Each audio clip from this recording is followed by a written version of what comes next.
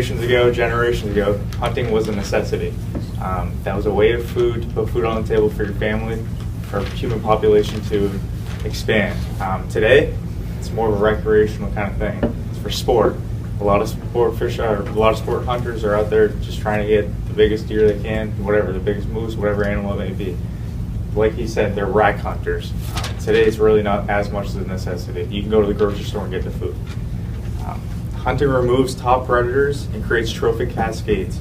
If you overfocus on one species to hunt, that can change the entire food complexity, shift it completely, and the whole entire ecosystem, the balance of it can be screwed up, no matter the environment. Hunting has led to extinction of animals, further setting balance. If you completely remove one species from that food web, the entire complexity alters permanently, and that's just going to screw up the entire environment and ecosystem. It can also disrupt the hibernation and migration patterns. So when hunters are actually in the woods, the animals get the sense of that. Opening day, when there's gunshots going off left and right, they're aware of that. They become aware of that, and they change their natural settings, their natural paths, migration and hibernation patterns because of that hunting season. They're getting pressure from all different sides from the hunters, and that alters their way of life for that time being. Hunting creates genetic bottlenecks by removing specific, I don't know what that word is, specific attributes from the population. So genetic bottlenecks, if you're taking out, say, only the biggest deer, going for those bigger deer, and that deer population may become weaker over time because those genes can't get passed on to generation. So over time, so say maybe 8, 10-point bucks are being taken down left and right, and out of that population, they become extinct because their genes are unable to go on. The weakness of that entire population of deer genetically bottlenecks down generation to generation. So it can be devastating for that population in the long run. Also in the U.S., hunting accidents occur regularly. I guess an estimated of 100 hunters die each year from hunting-related accidents. So hunter education is a huge thing, but even then, it's still a dangerous thing. You need to wear orange out there, and a lot of hunters aren't as educated, not as smart as they should be. And then for some ethical standpoints. From an ethical standpoint, hunting is taking a life instead of allowing nature to take its course. You're prematurely killing the animals. They're not able to live the full life that they're supposed to. And death is death, whether it's for sport or survival, whether you're killing it for food or for fun. It's still killing something, still taking a life. And as humans, we kind of disassociate with blame. We destroy nature's resources too. We have made a mess of the oceans. We've made a lot of pollution. And to say that deer are overtaking nature and destroying the land, we are too. So to blame it all on them is not fair. Who are we to say who can live and who cannot? We don't say that we can't live because our human population is growing exponentially, but we say we can control their population. So on the pro side for hunting, it's one of the most important aspects of it is that's one of the last remaining means of population control. If no one was hunting, then animal populations would be running rampant, and there would be a huge clash for land to live on between animals and humans. And there are strict laws and regulations put in place so that overhunting cannot occur, so populations do remain stable. And another pro is that hunting can sustain life for a large amount of people. If they don't hunt, they can't eat.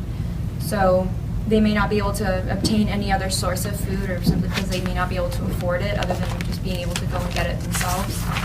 And it's one of the oldest and most effective means of survival, and people have been able to adapt hunting for survival since the beginning of civilization.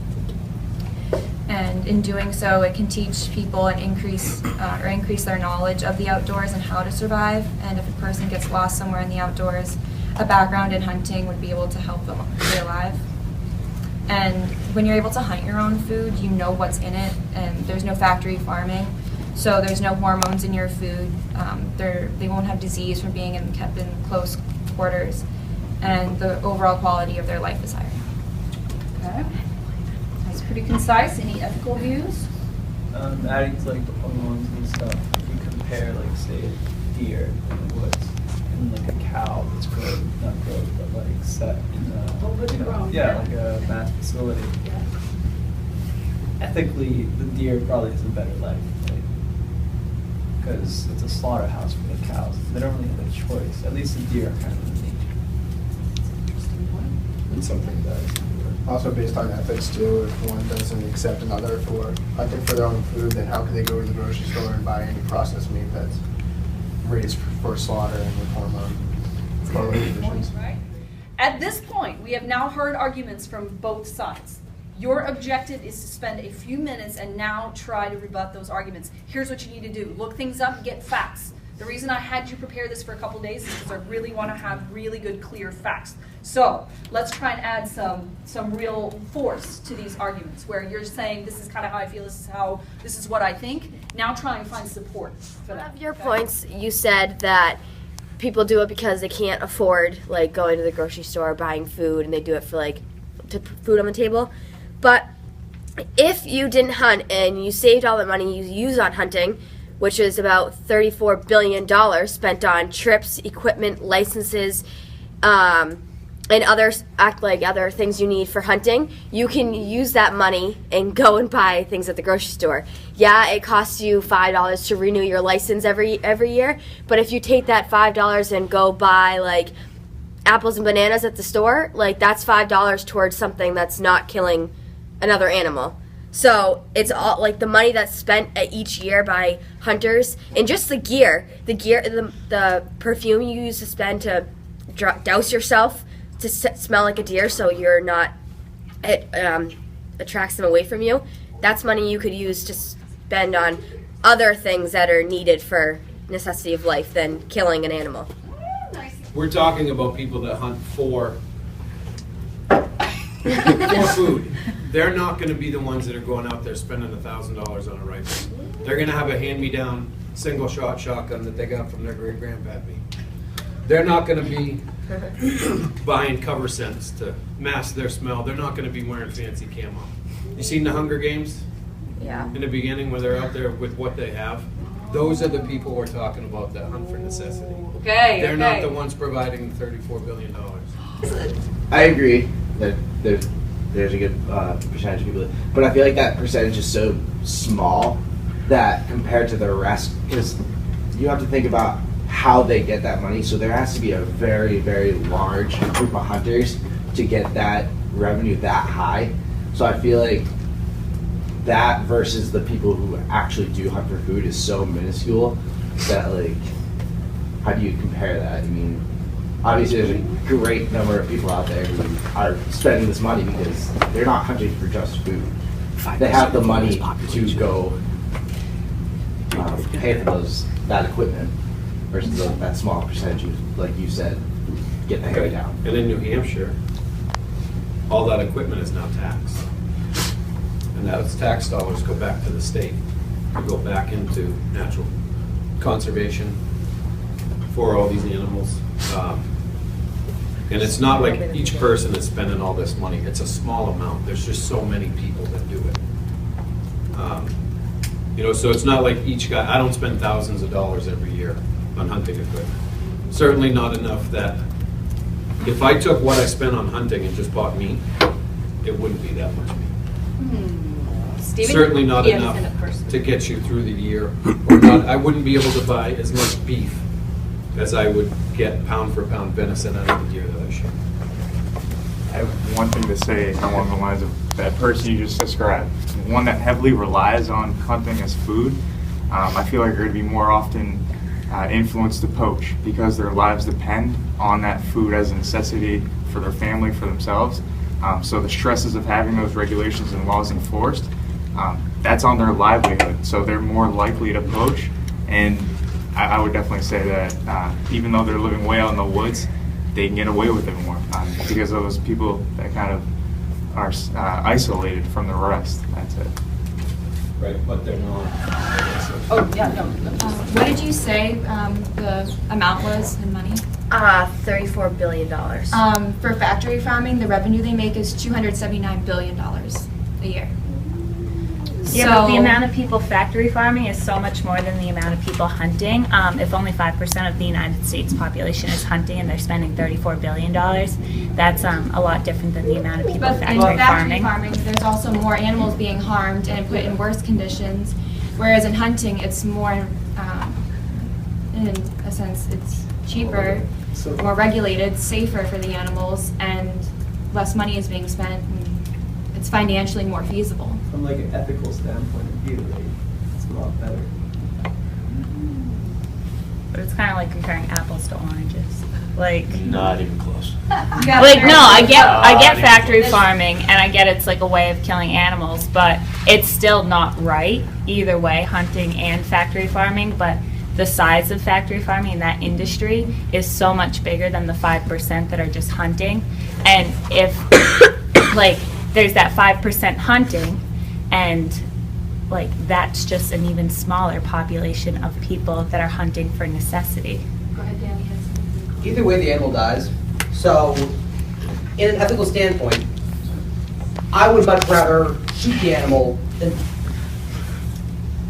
put it in a slaughterhouse. Steak is steak. Bunch of little shops like where they process meat, and they have South American people come in and they can bone out a chicken breast in 3 seconds. And they just sit there and just go all day long. I don't know how they do it. Oh my gosh. It's like, but it was like I can make more money delivering the mail than they could inspecting the food you guys eat. Oh. Which is kind of Sad crazy. commentary? It was- Yeah. But we bring them there. He charges you so much to kill them, and then he has to get rid of the after products, the hide, the belly, and all that stuff. So you get charged, and then he charges you so much to cut and wrap. And like I said, it comes back in a box. Okay. I mean, there's nothing nice about it, especially the steers. My kids showed, and you show a steer. They have a special thing up in. I don't know if you've ever been to Freiburg. Oh yeah. Maine, The Freiburg Fair. Well, they have a baby beef thing up there. You bring a steer and you raise it all year, and you show it up there just for H kids, and then they're all sold. Oh. So I mean, all the kids are. Well, the kids who have a heart are standing there crying, and the ones who don't. Look at all the money I made. Kind of thing. Interesting. But you know, what I always told my kids, we started when my kids were really young. We got some pigs here, and we named them ham hock and pork chops, just so they know what they were for. And Yeah. you know, I always said, you know, it's nasty. I mean, it's not a good thing you kill them, but we treat them as humanely and as nicely as we can while they're here. And treat them good, so at least for the time they're here, it's enjoyable, kind of. One of the things that we haven't really mentioned in class that I believe, and that, you know, we were talking about, like, how do you justify what you do, and the fact that you eat meat, and should you be vegetarian, and there's all the arguments. But really, these animals have been co-evolved with humans for so many years that really, I mean, what would they do if you open these gates? They essentially would stand here anyway. You know, and frankly, you know, again, it's one of their purposes as we have developed them. Now, I'm not saying that wild animals should ever be, I really don't agree with containing or killing any wild animals for really any reason. But these, again, it makes a tremendous difference in their lives when they're happy and fat and enjoying themselves. And this is the way it should be, you know, and again. Well, that's like PETA says, you know, they'll go in and say you should just release all the cows. Yeah. They would just What would they do? Exactly. It's like it's like dogs. We've bred everything out of them. We have essentially taken these animals and changed them in fundamental ways that you'll never undo, as long as we continue to breed them. So like, well, one of the things that I feel like we're lucky with, like up here in like a more like rural area, is like we have the space to do this, and like we can kind of like raise the cows in like an environment where they're happier and they're more well cared for and stuff. But like, what, like, is that a viable for like, I don't know, for like the rest of the world, like where you've got, you know, like cities of, you know, like 20 million people, 50 million people and stuff like. The biggest thing with the food industry and everything in the United States, people don't want to pay. As soon as the price goes up, they boycott it. I mean, this could be done a whole lot better and a whole lot humanely, but then it comes the dollar. And you're not going to want to pay because it's going to cost you more. I mean, like, I mean, I think it's great that a lot of the restaurants now are jumping on board. Like, I think it's Wendy's and stuff where the pigs have to be, you know, humanely done, this and that, which is good because I mean, it'll force it. But you could raise it this way. I wonder how UNH's swine herd is doing. Animal rights zealots continue to make sensational accusations against the fur industry to attract media attention and solicit donations for their various campaigns and organizations. Their goal is to destroy the livelihoods and the reputations of hundreds of family farmers. But their claims have no basis in fact. So, to begin, the alternatives, such as fake fur and plenty of other outerwear materials, which you all might be wearing, are petroleum-based. They don't break down in landfills, they can't be recycled as efficiently, and they contribute to ongoing pollution both in manufacturing and in disposal. Fur is nature's most beautiful natural fiber and is one of the most environmentally sensitive choices that you can make. Sensitive and smart consumers prefer natural fibers from organic sources. Leather, wool, fur, sheepskin, blah, blah, blah. These natural fibers are renewable, recyclable, and sustainable. Plus, the act of farming recycles waste that would otherwise go to landfills and produces other products such as oils and fertilizers. For example, after harvesting, mink remains are used as crab bait or processed into compost, where they being rendered down to provide raw materials for a wide range of products, from pet food and paint to tire care products. Most American fur farms are family business, often operated by 2 or 3 generations of the same family. Fur-bearing animals have been raised on farms in North America since shortly after the Civil War. Today's farm-raised fur bearers are among the world's best cared for livestock. Badly treated animals lead to poor quality fur, which is in no one's best interests. Animal welfare means a responsible use of animals to satisfy certain human needs, ranging from companionship and sport, such as seeing eye animals, to uses which involve the taking of life, such as for food, clothing, and medical research. Animal welfare means ensuring that all animals used by humans have their basic needs fulfilled in terms of food, shelter, and health, and that they experience no unnecessary suffering in providing for human needs. When it comes to euthanasia, fur farmers adhere strictly to the methods recommended by the American Veterinary Medical Association, and disease, starvation, and deaths on highways would be greatly increased without trapping and wild hunting. Additionally, professional hunters must be licensed and vetted, and these animals, like bears and seals, cannot be farmed and thus live a full life in the wild. And as a bonus point, according to a recent study finding, exposure to the microbial environment in animal skin and on fur might act as a shield against childhood asthma and allergies.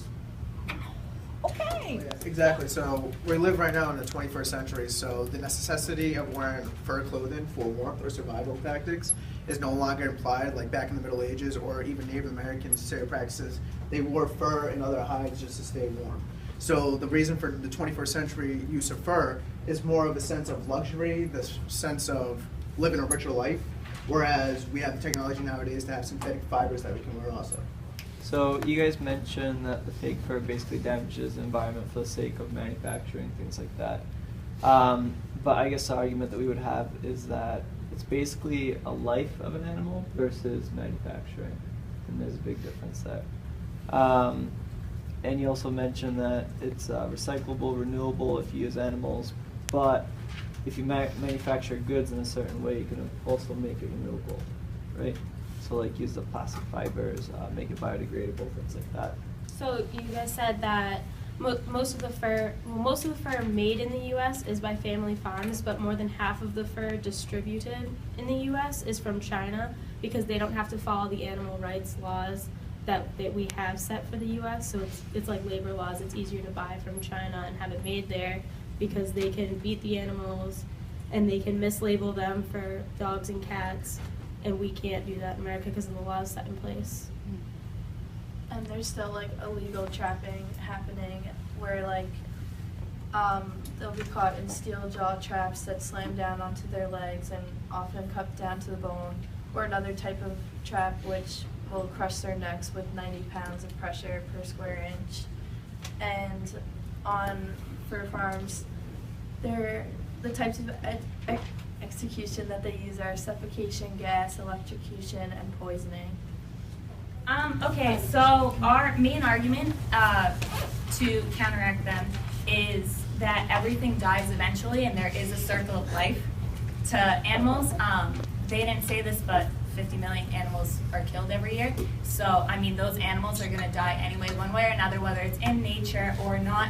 One thing we found is that if animals aren't being killed in trapping, the number of animals killed on highway accidents and things like that would just increase. they use outdated information from like the 90s, like the China trade and everything. We can regulate that more as consumers now that we have the information. Origin Assured initiative allows consumers to identify fur from well-regulated countries like the United States and Canada that get fur from like family farming. Torturing animals and treating them badly, like not eating human food, leads to bad products, and I don't think animals would eat. They don't eat food the same way, like even our house cats and dogs, like they don't eat same standard food. So if they have bad fur, consumers aren't going to buy the fur, so that's why they're treated well. So for a full-length coat, it will take 65 minks for one, 40 foxes for another, 15 lynx for one, and 60 rabbits. So it's not just one animal per coat, it's a bunch. Over 3 million farm minks are killed per year in the United States, and over 50 million around the world. Half of our fur comes from China, and it is often dogs and cats because they are able to mislabel their furs as other animals. Wolves there for 70 years. The Lamar Valley was devastated. They were decimating the plains because there was nothing moving these herbivores around, the elk, the caribou. So what happened is when the wolves went back in, they brought the numbers down, but more importantly, they changed the behavior of every single herbivore in that park. So now instead of hanging out all day long grazing, they're getting chased around the park, spreading out that damage. So the aspen, spruce, and willow forest quintupled in size in about 4 years, with more wolves or less coyotes, more animals for birds of prey. Also what happened is the pronghorn sheep started having their young closer to wolf dens because wolves don't hunt pronghorn sheep, but coyotes do. Also, the wolves had a benefit right down to the point where after a few years, the rivers in Yellowstone ran straighter, deeper, faster than they had because now the herbivores weren't eating all the riverbed grass and those riverbanks are collapsing in on themselves, creating blockades and dead zones. If you get a chance, great YouTube video, How Wolves Change Rivers, taken from a TED Talk, great 4.5-minute presentation. But again, the ripple effects were amazing right across the board. The fact that wolves improve the course of rivers, pretty impressive stuff. Secondly, when wolves go out hunting, they're not going after the biggest, strongest animal they can find. They're going to look for an animal that has a pre-existing injury, a weakness. Maybe it's slow, maybe it's weaker than the rest of its herd. Yell it out, kids. Why would wolves go after something that's weak instead of something that's strong? It's easier, safer, exactly. So by killing the sick and the weak, they're taking them out of the food chain, not letting them reproduce. Survival of the fittest, natural selection, Darwinism at its best. And by wolves doing that, they're actually giving human hunters a better quality to go after by weeding out those lesser animals. Thirdly, when wolves go hunting, they are only successful. Let's see. So that means they might go 3 weeks without having a single meal. Because of that, they have the ability to eat 1/3 of their body weight at a time. So these guys up here could probably scarf down about 25 pounds of food in a sitting. As you can imagine, they're going to feel like all of us after Thanksgiving. Not going to want to do a whole lot for a couple of days. So that is when other animals benefit off those wolf kills. David Meach has been studying wolves again for over 50 years, routinely observed over 30 species of animal feeding from a wolf kill once they're done. This is bears, small mammals, scavengers. A lot of animals would starve through the winter due to the deep snow and the inability to catch prey if it weren't for the wolves taking down those prey species. This is also hawks, eagles, and ravens. Believe it or not, we almost wiped out the symbol for our country, the bald eagle, when we were leaving buffalo laced with strychnine and arsenic to kill wolves because the eagles were eating the same carrion. So again, unintended victim of the predator war. Hi, I'm Tony Shaw, Club President of the Harvard Snowmobile Club, and right now we're in Stratton, Maine, and riding along here is 6 inches of fresh snow. The reason I love snowmobiling is it gets me out in this beautiful countryside this time of year, and we get to see spectacular sights, we get to see wildlife, and we get to ride through. Snowmobiling is a great activity. It leaves absolutely no impact on the environment. There's a foot of snow underneath us, and when it's gone, there'll be grass, and there won't be any track, any idea that snowmobiles were here. They're clean burning machines now. They don't smoke and make noise like the old ones do, so they're much quieter and they're much cleaner, and they're just a joy to spend your wintertime activities at. So. My first t-shirt.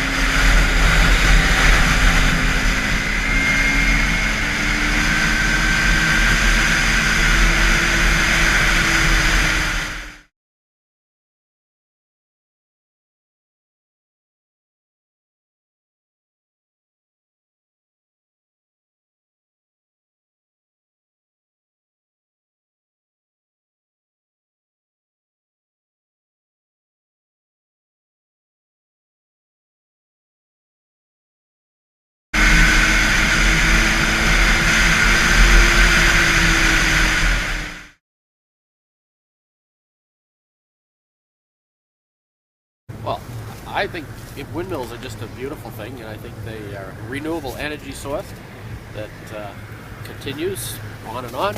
There's very low impact to the environment around us. There's very low noise, and they can stand here for years and years and be a very dependable source of power.